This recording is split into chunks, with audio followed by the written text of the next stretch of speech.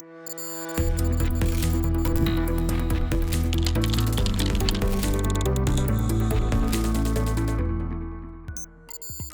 name is Ben. I have spent the majority of my career in financial technology, so I was at Bloomberg and Thomson Reuters managing different businesses, mostly around treasury and electronic trading. And then 2.5 years ago now, I started reading about blockchain in a little bit more depth, and then decided probably 1.5 years ago that I wanted to bet my career on the technology, and then joined Status in February of this year.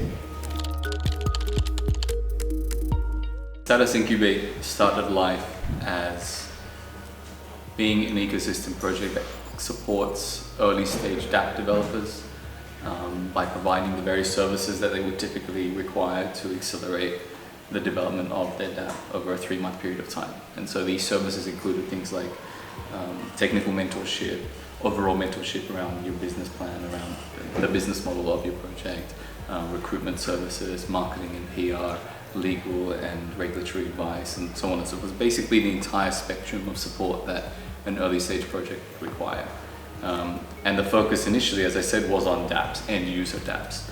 But after the first sort of few months of offering the program, we had incubated I think 1 or 2 projects at that time, we realized that we should probably shift that focus into more of the infrastructure that Ethereum really needs to build before we start focusing purely on end user dApps. And sort of the obvious reasons for that is because a lot of the dApps are not really able to scale, essentially because there are still a lot of issues that need to be resolved, whether it's scalability issues or identity or security or what have you. All of these different things that make up the infrastructure of the Ethereum blockchain still need to be progressed before you can have end user dApps that are really scalable and so that you can achieve mass adoption of Ethereum, which is essentially the fundamental purpose of the Status Incubator. So now the focus is looking at base layer protocols where things can be built on top of, looking at scalability solutions and identity and everything else that I've already mentioned. That's our shift, and will likely be our shift moving forward.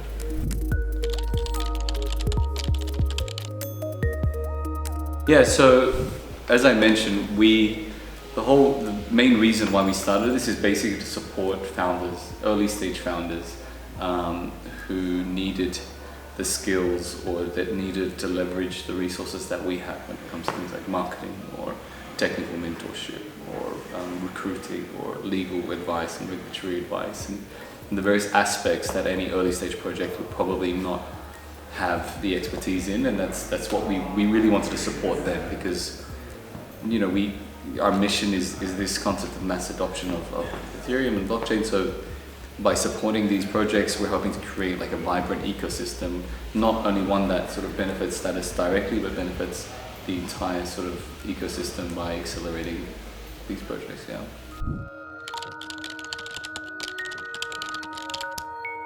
Yeah, so as I said, it's evolved rapidly over the last 6 months, I guess, that it's been active in. And I think in the next 6 months will also continue this evolution.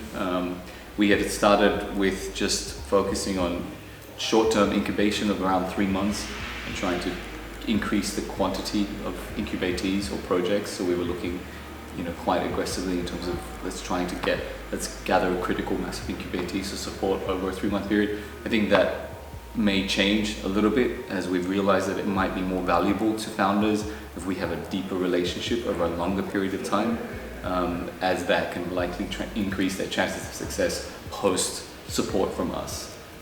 So I think we'll likely shift a little bit more to that model in the coming months, where we have less projects that we support, but we support them on a deeper level. It's a deeper engagement and it's a longer engagement as well.